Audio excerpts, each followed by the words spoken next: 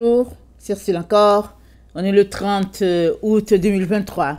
Alors, je viens sur la trompette aujourd'hui encore et je viens proclamer le retour de notre Seigneur Jésus-Christ. Amen et alléluia. Soyons tous bénis, soyons remplis de sa joie. Amen. Alors, les choses marchent-elles comme Dieu le veut? Amen. Les choses marchent-elles à la manière de Dieu? Ou sont-elles en train de marcher à ta manière dans ta vie? Amen. Comment est-ce que la vie va en ce qui te concerne? Amen. Alors, très souvent, on aime avoir notre point de vue, notre regard sur comment Dieu nous conduit. Amen. On aime ça. D'abord, notre époque s'y prête. Amen. Et dès que l'enfant entre à la maternelle, on lui apprend à donner son point de vue, à argumenter, à dire s'il est d'accord ou pas, et puis ben, voilà un peu. Et finalement, notre caractère se forme ainsi. Et quand Dieu veut nous amener à gauche, on lui dit, Seigneur, je pense que ce serait mieux, par exemple, que s'il veut nous amener à tel endroit, on lui dit, Seigneur, j'aimerais donner mon point de vue parce que je trouve que c'est ainsi, c'est comme ça.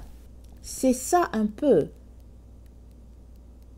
la manière avec laquelle plusieurs fonctionnent dans leur chrétienté, dans leur relation avec le Seigneur.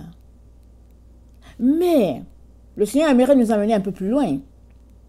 Il faudrait qu'on apprenne à marcher selon le bon vouloir de Dieu. Et c'est ça qui n'est pas facile, c'est ça qui n'est pas évident. Amen. Alors, on va lire certains passages dans Acte 21. On va aussi lire d'autres dans Acte 10, je pense.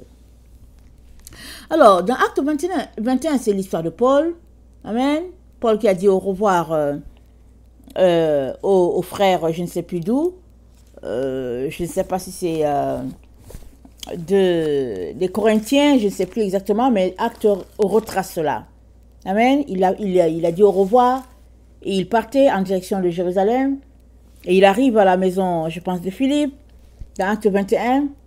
Le verset 8, c'est dit, « Nous partîmes le lendemain et nous arrivâmes à Césarée. Étant entrés dans la maison de Philippe, l'évangéliste, qui était l'un des 7, nous logeâmes chez lui. Il avait 4 filles vierges qui prophétisaient. Comme nous étions là depuis plusieurs jours, un prophète nommé Agabus descendit de Judée. Et il vint nous trouver. Il prit la ceinture de Paul, se lia les pieds et les mains, et dit, voici ce que déclare le Saint-Esprit. L'homme à qui appartient cette ceinture, les Juifs le lieront de la même manière à Jérusalem et le livreront entre les mains des païens. Quand nous entendîmes cela, nous et ceux de l'endroit, nous prions Paul de ne pas monter à Jérusalem. 13. Alors il répondit, que faites-vous en pleurant et en me brisant le cœur? Je suis prêt non seulement à être lié, mais encore à mourir à Jérusalem pour le nom du Seigneur Jésus. Comme il ne me laissait pas persuader, nous n'insistons pas. Non, comme il ne se laissait pas persuader, nous n'insistons pas et nous dîmes que la volonté du Seigneur se fasse. Après ces jours-là, nous fîmes nos préparatifs et nous montâmes à Jérusalem. Quelques disciples de Césarée vinrent aussi avec nous et nous conduisirent chez un nommé Maçon de l'île de Chypre, ancien disciple chez qui nous devions loger. Lorsque nous arrivâmes à Jérusalem, les frères nous reçurent avec joie. Le lendemain, Paul se rendit avec nous chez Jacques, et tous les anciens s'y réunirent. Après les avoir salués, il raconta en détail ce que Dieu avait fait au milieu des païens par son ministère. Quand ils l'eurent entendu, ils glorifièrent Dieu, puis ils lui dirent, « Tu vois, frère, combien de milliers de Juifs ont cru, et tous sont zélés pour la foi. Or, ils ont appris que tu enseignes à tous, ils ont appris que tu enseignes à tous les Juifs qui sont parmi les païens à renoncer à Moïse, leur disant de ne pas circoncire les enfants et de ne pas se conformer aux coutumes. Que faire donc? Sans aucun doute, la multitude se rassemblera, car on saura que tu es venu. C'est pourquoi fais ce que nous allons te dire. Il y a parmi nous 4 hommes qui ont fait un vœu.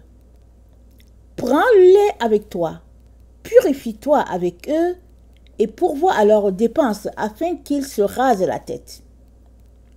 Et ainsi, tous sauront que ce qu'ils ont entendu dire sur ton compte est faux, mais que toi aussi tu te conduis en observateur de la loi. À l'égard des païens qui ont cru, nous avons décidé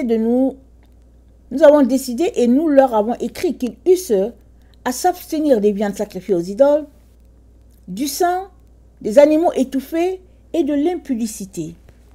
Alors Paul prit ces hommes, se purifia et entra le lendemain dans le temple avec eux pour annoncer à quel jour la purification serait accomplie et l'offrande présentée pour chacun d'eux. Sur la fin des 7 jours, je suis au verset 27, les Juifs d'Asie, ayant vu Paul dans le temple, soulevèrent toute la foule et mirent la main sur lui, en criant « Homme israélite, au secours, voici l'homme qui prêche partout et à tout le monde contre le peuple, contre la loi et contre ce lieu. Il a même introduit des Grecs dans le temple et a profané ce saint lieu. Car il avait vu auparavant Trophime d'Éphèse avec lui dans la ville, et il croyait que Paul l'avait fait entrer dans le temple. Toute la ville fut émue, et le peuple accourut de toutes parts. Ils se saisirent de Paul et le traînèrent hors du temple, dont les portes furent aussitôt fermées. Comme ils cherchaient à le tuer, le bruit vint aux tribuns de la cohorte que tout Jérusalem était en confusion. À l'instant, il prit des soldats et des centeniers et courut à eux. Voyant le tribun et les soldats, ils cessèrent de frapper Paul. Alors le tribun s'approcha et se saisit de lui et le fit lier de 2 chaînes. Puis il demanda qui il était et ce qu'il avait fait. Mais dans la foule, les uns criaient d'une manière, les autres d'une autre, ne pouvant donc rien apprendre de certains à cause du tumulte. Il ordonna de le mener dans la forteresse. Lorsque Paul fut sur les degrés, il dut être porté par les soldats à cause de la violence de la foule. Car la multitude du peuple suivait en criant « Fais-le mourir ». Au moment d'être introduit dans la forteresse, Paul dit au tribun « M'est-il permis de dire quelque chose ?» Le tribun répondit « Tu sais le grec? Tu n'es donc pas cet Égyptien qui s'est révolté dernièrement et qui a amené dans le désert 4000 brigands? Je suis juif, reprit Paul, de Tarse, de Cilicie, citoyen d'une ville qui n'est pas sans importance. Permets-moi, je te prie, de parler au peuple. Le tribun le lui ayant permis, Paul, debout sur les degrés, fit signe de la main au peuple. Un profond silence s'établit, et Paul, parlant en langue hébraïque, dit, et on s'arrête là. Donc voilà la situation. Paul arrive pour rencontrer les autres frères qui est à Jérusalem. Lui, il travaillait au milieu des païens. Et Agabus prophétise en disant qu'il sera traîné, il sera livré aux païens. Les chrétiens se mettent à pleurer parce qu'ils ne veulent pas. Et puis, mais Paul leur dit, je suis prêt, moi. Paul dit, mais qu'est-ce que vous faites? Comment vous pleurez? Paul dit, non, je suis prêt. Jésus lui avait déjà parlé, il était préparé. Mais les frères, quand même, lui disent, purifie-toi. La purification dure 7 jours. Et le dernier jour où c'est supposé, le jour où il devait apporter l'offrande, voilà, la foule est saisie. Et finalement, Paul se retrouve quand même pris. Il se retrouve entre les mains des païens. Malgré tout ce que les gens ont fait pour que Paul ne soit pas pris, alléluia, Paul a été pris. Les choses marchent-elles selon ce que Dieu veut ou bien selon le plan des hommes? Amen. Les frères aimaient tellement Paul, ils ne voulaient pas que Paul soit lié. Quand il est parti, je ne sais plus si c'est des Corinthiens ou bien des... Je ne sais pas d'où il est parti. Les frères là-bas ont pleuré, ils ne voulaient pas que Paul parte. Mais Paul a dit non, je dois partir. C'est mon temps de partir. Il arrive à Jérusalem, les gens pleurent, non, Paul, non, Paul. Paul dit, je dois partir. Et les gens font un vœu. Ils se rasent la tête pour dire que non, cet homme-là, c'est pas ça, il est véridique, nous sommes les témoins. Malgré cela, Paul est livré entre les mains des païens.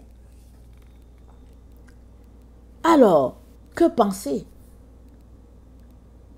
D'abord, Agabus, c'est un vrai prophète. Amen.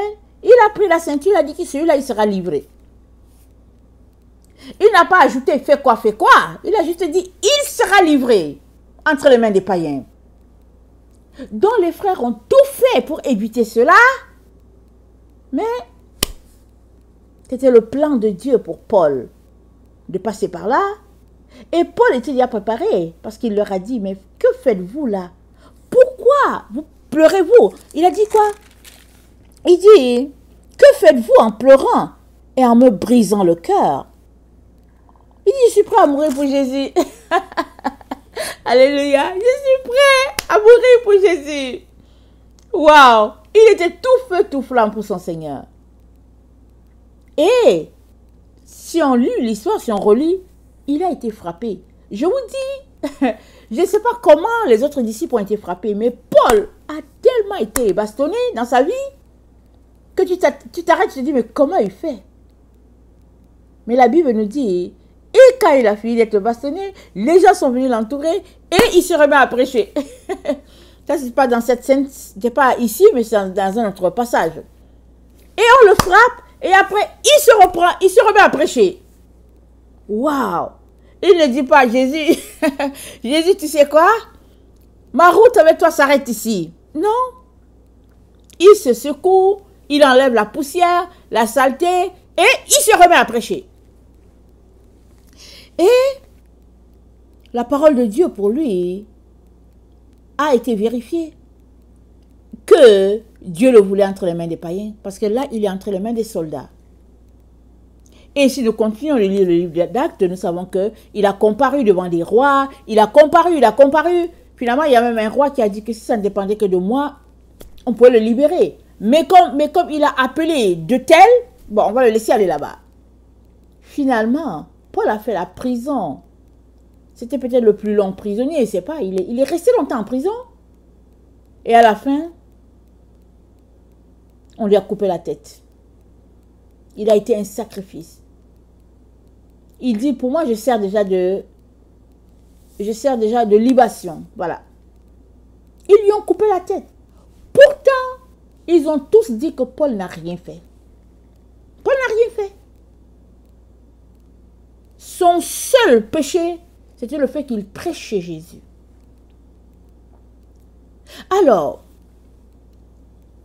mais quand on regarde la vie de Paul, on se rend compte que le plan de Dieu était extraordinaire, grandiose. incompréhensible. Étant en prison, il écrivait ses lettres. C'était tellement précieux les lettres de Paul que les gens les ont bien gardées. On les a aujourd'hui. On les a dans notre Bible. Quelle grâce, quel trésor. Amen. Il prêchait la parole de Dieu. Il écrivait. Amen. Dieu a voulu que nous ayons les enseignements par écrit. Parce que les disciples, il y avait beaucoup qui n'étaient pas instruits. Et puis aussi, la situation était telle que ils se cachaient. Donc, de la prison où Paul était, en tout cas, les lettres ont été envoyées dans les différentes églises, à Timothée, à Corinthe, à Philippe, aux Colossiens et puis aux Éphésiens. Paul a écrit, et puis c'est venu jusqu'à nous. Ça, c'est le merveilleux plan de Dieu. Le glorieux plan de notre Dieu. Alléluia. Et Paul a fait la volonté de Dieu parfaitement, telle que Dieu attendait de lui. Et pourtant, les frères en Christ ont pleuré, ont dit, oh non Paul, ne va pas, ne fais pas s'il te plaît. Mais c'était le plan de Dieu qu'il fasse. C'était dans le plan de Dieu que Paul le fasse. L'autre exemple qu'on a se trouve dans Acte 10, c'est l'exemple de Pierre. Alors Pierre était en train de prier, et nous savons que les Juifs, ils ont une certaine culture, une certaine éducation, et ils suivent ce qui est écrit dans la loi de Moïse. Et dans la loi de Moïse, il y avait des oiseaux qu'ils ne pouvaient pas manger parce que c'était impur. Et Pierre voit des oiseaux impurs. Et puis Pierre dit quoi? Il dit, mais jamais rien d'impur n'est entré dans ma bouche. Non, je ne veux pas manger. Alors, on va voir Acte 10, le verset 9. Le lendemain, comme... Attendez. Le lendemain, comme Pierre, je veux dire Pierre, parce qu'ils disent comme ils étaient. Acte 10, le verset 9. Le lendemain, comme ils étaient en route et qu'ils approchaient de la ville, Pierre monta sur le toit vers la 6e heure pour prier. Et il eut faim et il voulait manger. Pendant qu'on lui préparait à manger, il tomba en extase. Il vit le ciel ouvert, un objet semblable à une grande nappe attachée par les 4 coins, qui descendait et s'abaissait vers la terre, et où se trouvaient tous les quadrupèdes et les reptiles de la terre et les oiseaux du ciel. Et une voix lui dit, « Lève-toi, Pierre, tue et mange. » Mais Pierre dit, « Non, Seigneur, car je n'ai jamais rien mangé de souillé ni d'impur. » Et pour la seconde fois, la voix se fit encore entendre et à lui. Ce que Dieu a déclaré pur, ne le regarde pas comme souillé. Cela arriva jusqu'à 3 fois. Et aussitôt après, l'objet fut retiré dans le ciel. Tandis que Pierre ne savait en lui-même que penser du sens de la vision qu'il avait eue, voici les hommes envoyés par Corneille, étant informés de la maison de Simon, se présentèrent à la porte et demandèrent à haute voix si c'était là que logeait Simon, surnommé Pierre. Et comme Pierre était à réfléchir sur la vision, l'Esprit lui dit, « Voici 3 hommes te demandent. Lève-toi, descends et pars avec eux sans hésiter, car c'est moi qui les ai envoyés. » Pierre donc descendit et il dit à ces hommes, « Voici, je suis celui que vous cherchez. Quel est le motif qui vous amène? » Amen. Bon, Pierre est dans un état où il a faim. Amen. Et il ne s'attend pas à avoir une telle présentation. Des animaux impurs, des oiseaux impurs. Vraiment. Et vous savez comment Pierre est strict dans certaines choses là. Amen. Alors il dit, et c'est une vision. Ça vient du ciel. Il ne comprenait rien. Pourquoi? C'était contradictoire à ce que la loi lui disait de faire ou de ne pas faire. Amen. Mais Dieu est en train de dire quelque chose que Pierre ne saisissait pas. Mais Dieu présentait quelque chose de très sérieux et il a présenté les choses qu'on pouvait manger. Et Pierre était là, justifiant le fait que vraiment, il ne sait pas les choses qu'il mangeait, et puis, etc., etc. Et ça s'est présenté 3 fois. Et à la porte, il y a eu des païens qui étaient là. Parce qu'en temps normal, un véritable juif, il n'entre pas dans la maison d'un païen. Tellement c'est souillé. Tellement c'est des gens qui respectent la loi quand ils sont rendus au stade où ils sont consacrés à l'Éternel comme étaient les disciples. Eux, ils n'entraient pas dans la maison des païens. Mais Dieu est en train de dire à Pierre, si je veux que tu entres, tu dois entrer. Parce qu'à tes yeux, c'est un païen, quelqu'un qui est impur. Mais à mes yeux, il a été purifié. Il a de la valeur pour moi. Parce qu'il passe son temps à faire des aumônes et des aumônes et des aumônes. C'est-à-dire, avant même que Pierre ne mette les pieds chez Corneille, Corneille avait changé sa situation spirituelle. Dieu le regardait autrement. Pour Dieu, ce n'était plus un païen, c'était un enfant de Dieu. Et Dieu l'a mis en observation. Et Dieu a observé ce païen-là. Il a observé cet homme-là faire de l'aumône, c'est-à-dire faire du bien autour de lui. Mais à qui il faisait du bien?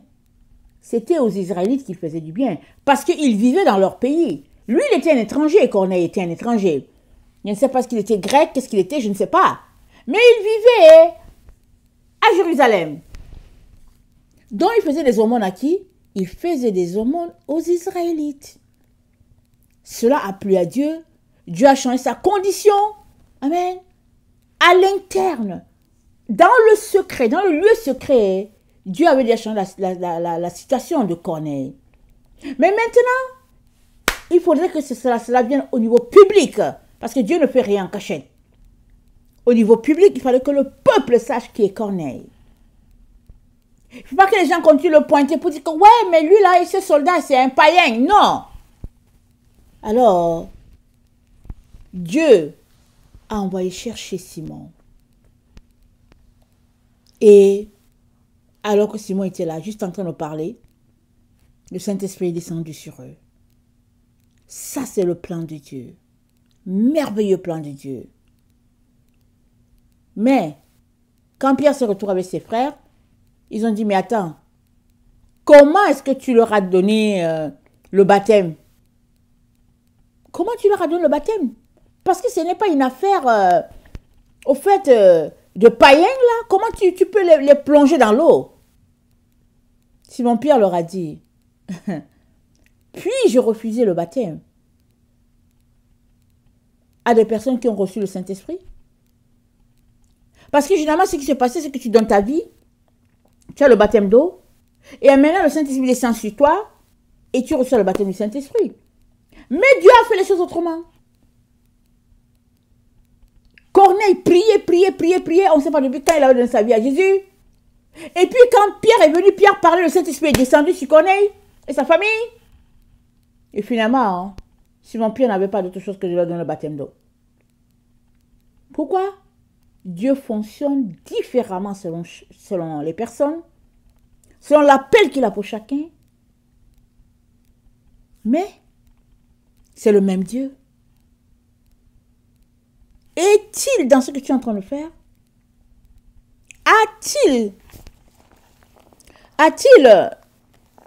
son mot à dire?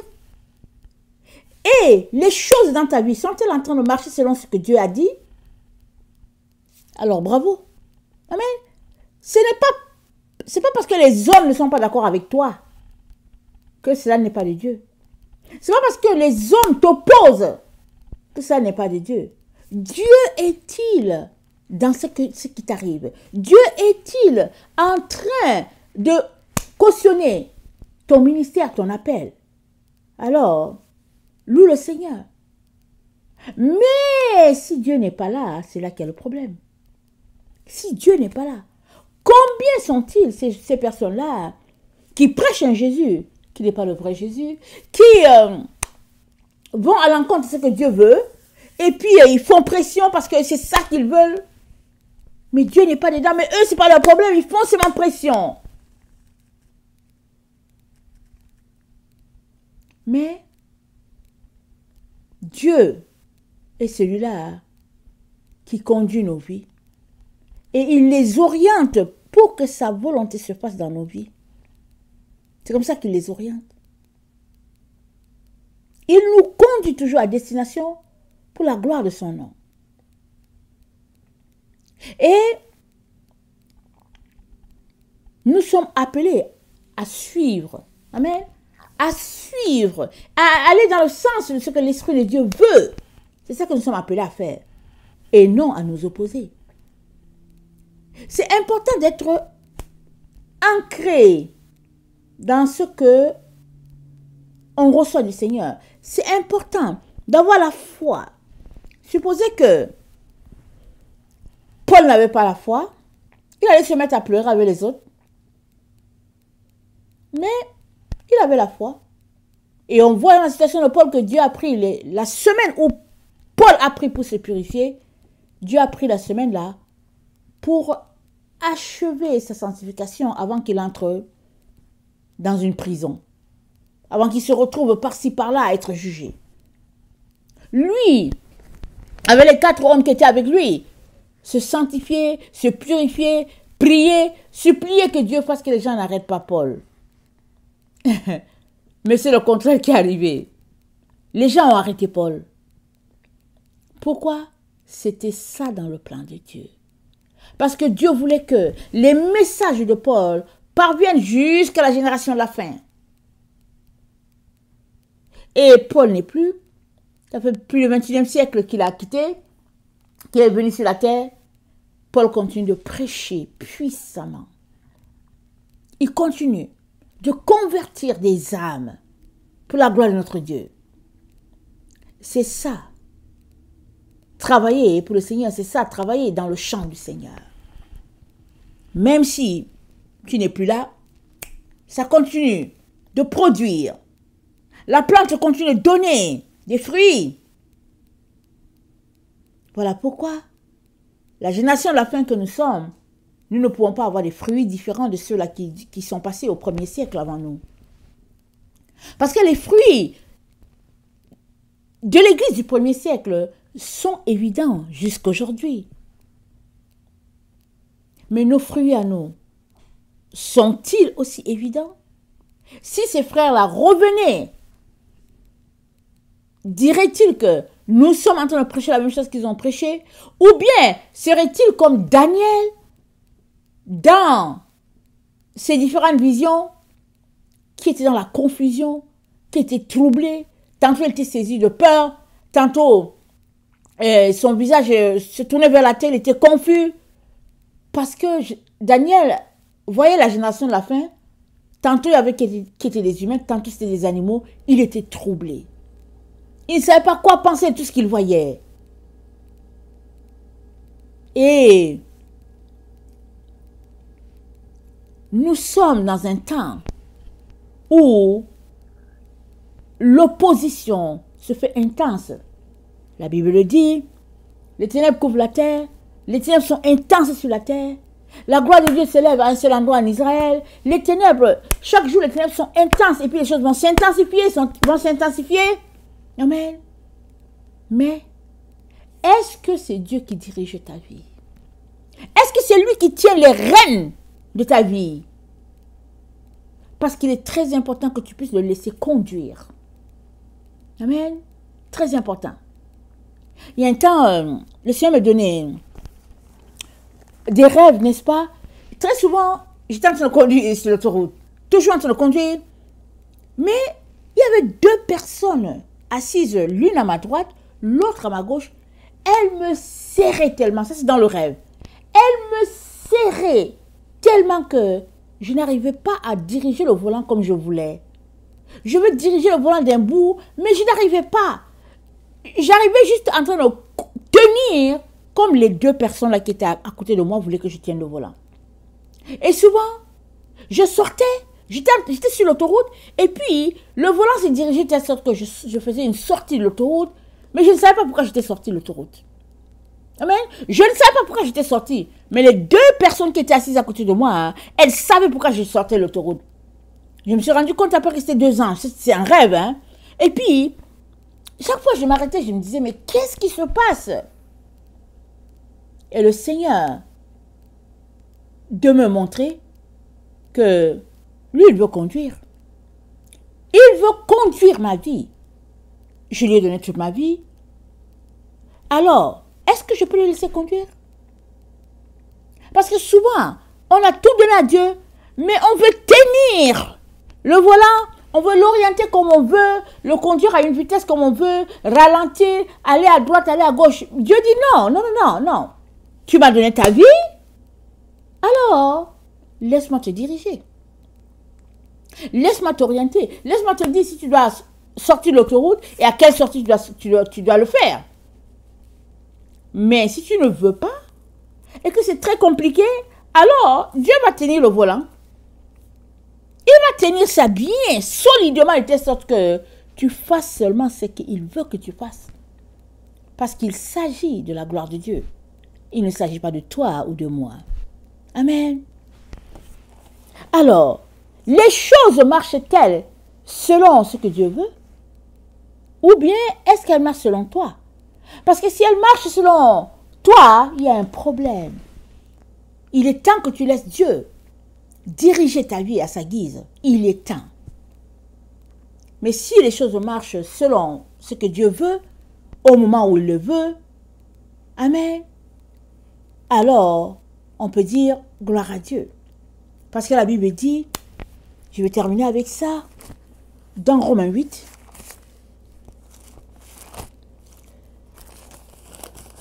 dans Romains 8, il est dit, c'est 12. Ainsi donc, frères, nous ne sommes point redevables à la chair pour vivre selon la chair. Si vous vivez selon la chair, vous mourrez. Mais si par l'esprit vous faites mourir les actions du corps, vous vivrez. Car tous ceux qui sont conduits par l'Esprit de Dieu sont fils de Dieu. Et vous n'avez point reçu un esprit de servitude pour être encore dans la crainte. Mais vous avez reçu un esprit d'adoption par lequel nous crions Abba Père.